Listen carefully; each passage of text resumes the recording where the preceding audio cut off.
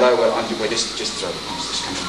Although we're just doing back of the fingers like that for the time being, of course that can be a one knuckle punch, it can be a punch, it could be a palm, or whatever, you know. I mean, there are a million different techniques that you can get to from this technique, from this training method, of course. So we're still just doing training methods. So I'm going to take you on to the next section. Now, we haven't finished that section, we're still working upon coordination, brain-body coordination. But this section we're basically finished with now. So we're finished with all the things that we do in that section. The only other thing that we have to do in all of the sections is to have your partner move off. So come close there. Closer, closer, closer, closer. Now he comes up as close as he can, and he takes 2 steps back. 1, 2, that's it. Now he throws his punch now. 1, he's got to take 2 steps toward it in order to get to me. Okay, take the steps back and that's it. So now the rule is you only ever move when he's 1 step away from you. If you move too soon, he's going to see what you're going to do. If you move too late, you're going to get hit. So he takes his 2 steps in. 1, up. That's when I move. As soon as his 2nd step is about to be taken. So that's the only other thing that we have to do in that area. Of course, later on, of course, it gets around to you just standing there and your partner just attack you whenever they want.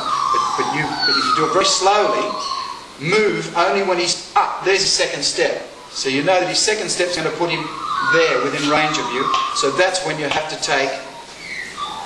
move. Don't wait till he takes his 2nd step, because if I'm out here, I've got to take 2 steps in, right? So I'll go 1. As soon as I start to take the 2nd step, that's when Paul moves. Bang. There he moves there. He moves up. As soon as I start to take the 2nd step, not when I've taken it. So that's the only other thing we have to do there. We're going on to a new section now. It's still to do with yin and yang. And it's to do with this move in the Tai Chi form. All your partner does is stands in front of you again, so we're coming real close now. This would not happen in a martial art in a self-defense sense. We've got to learn it first of all. Once again, you're just standing in a normal standing position with 1 foot in front of the other. And all you're going to do now is put your hands up on the inside of your partner's hands. Just open them up a little bit more. I'll just get Paul to drop his hand down so you can see what's moving. So you're just standing in front here with the left foot forward. You bring your left hand up and strike again like this, yin. As your right hand goes yang and just touches your partner on the neck, just like this. And you go back the other way. Keep in mind his hand will be up like this, of course. And you strike yin and yang. Yin and yang. But don't go together. Bang, bang. This hand will obviously make contact just slightly before the other one. So we've got 1. See how it's the waist again though, and the hips that are making the hands move. And I can very well do it like this. No power though. It's the waist. Bang, bang, bang, bang. You just touch your partner on the neck. You'll probably get a little bit of the chin as well, so don't do it too hard. You've got to make sure your hands are yin and yang here. Then you change your footing and you put your other foot forward and you do it the other way. Okay, I'll just give you one little thing for the legs. Now please remember, this is not a technique. I do not advocate using any sort of kicks unless they're these little short choppy things into the lower points on the lower legs. But never, the thing I'm going to give you now is actually, well, it's not really a kick, but it could be misconstrued as being a kick and a technique.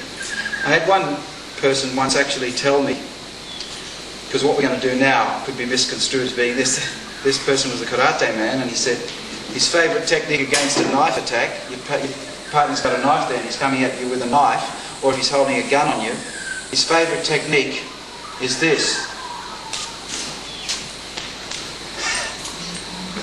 That's great. Great technique.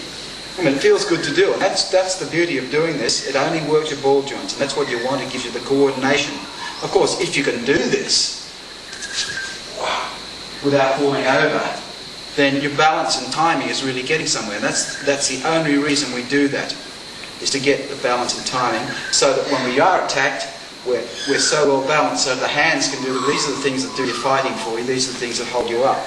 But if you can do this method, then your balance and your timing gets so much better. So think of it only as a balance and timing mechanism.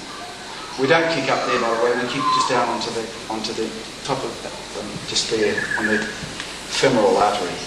So remember.